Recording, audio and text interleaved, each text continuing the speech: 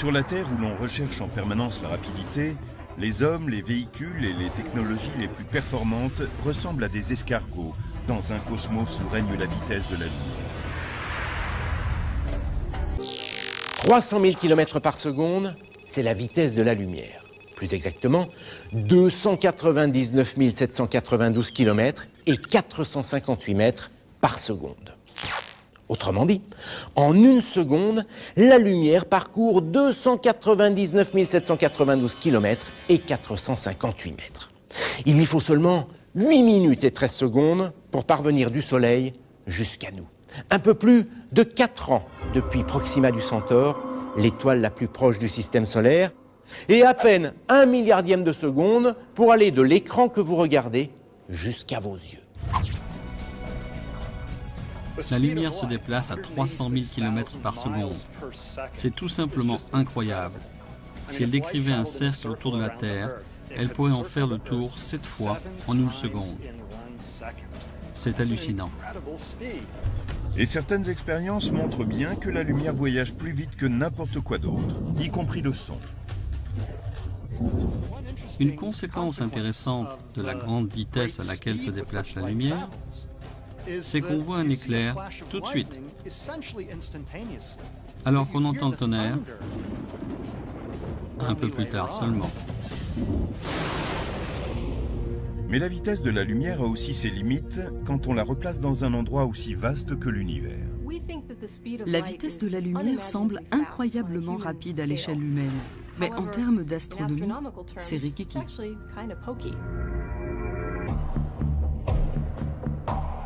Quand les astronautes étaient sur la Lune et que les gens demandaient à Neil Armstrong « Hey Neil, ça ressemble à quoi là-haut ?» il s'écoulait quelques secondes entre la question et sa réponse. Neil, ici Houston, test radio, à vous. Bien reçu Houston, j'entends parfaitement. J'entends Houston. Bien reçu Buzz.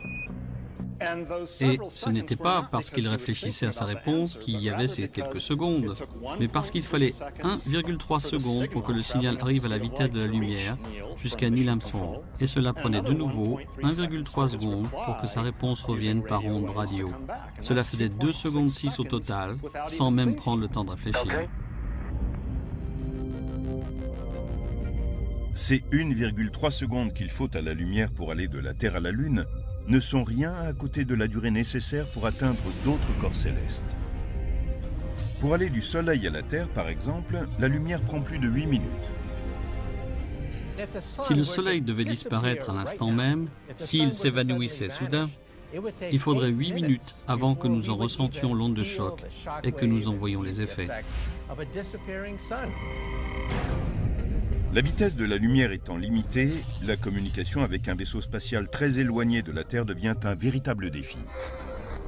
Il faut plus de 45 minutes pour qu'un signal atteigne les sondes martiennes. Plus de 3 heures jusqu'à Saturne et la sonde Cassini. Et plus de 29 heures jusqu'à Voyageur 1, la sonde la plus éloignée de toutes qui s'écarte aujourd'hui du système solaire. Pourtant, ces distances ne sont rien à l'échelle cosmique. Nous pouvons à peu près saisir ce que représentent les 10 milliards de kilomètres qui séparent la sonde Voyageur de la Terre. Mais ensuite, l'étoile la plus proche est une naine rouge appelée Proxima du Centaure qui se trouve à près de 40 millions de kilomètres. 40 plus 12 zéros.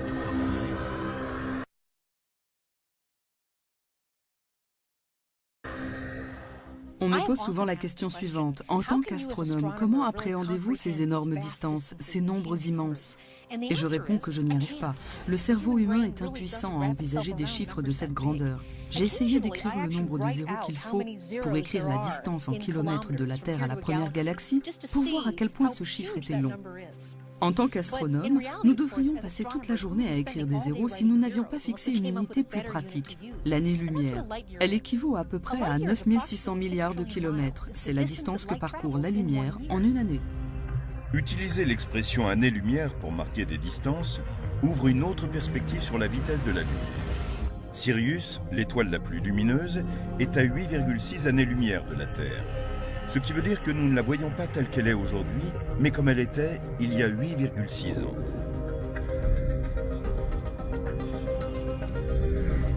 Nous voyons Vega comme elle était il y a 25 ans. Et la supergéante Beltégeuse telle qu'elle était il y a 5 siècles. C'est un merveilleux cadeau de la nature. Comme l'information prend du temps à nous parvenir, nous pouvons voir en arrière dans le temps. Plus nous regardons loin, plus nous remontons loin dans le temps. Nous n'aurions aucune idée de notre passé cosmique si la lumière était instantanée. Saviez-vous que quand vous regardez un ciel étoilé, en fait, vous regardiez le passé? Je vous explique. Lorsque vous regardez une étoile, le phénomène que vous observez n'est pas en train de se passer au moment où vous le voyez. Suivant la distance de l'astre, la situation que vous observez peut dater de plusieurs années. Pourquoi? Parce que plus l'astre est loin, plus la lumière qu'il émet, et donc son image, mettra du temps à nous parvenir. Même si la lumière va très vite, 300 000 km à la seconde, il lui faut quand même du temps pour parvenir jusqu'à nous. Quelques minutes lorsqu'il s'agit du Soleil, l'astre le plus proche de nous, et quelques millions, voire milliards d'années lorsqu'il s'agit d'étoiles beaucoup plus lointaines appartenant à d'autres galaxies. C'est pourquoi la distance qui nous sépare de ces astres est exprimée en années-lumière. Une année-lumière, c'est la distance parcourue par la lumière en une année. En kilomètres, ça fait 9000 milliards de kilomètres. Imaginez, si les habitants d'une planète située à 65 millions d'années-lumière regardaient notre planète aujourd'hui, ils la verraient telle qu'elle était il y a 65 millions d'années, c'est-à-dire peuplée de dinosaures. Étonnant, non? Maintenant, vous savez.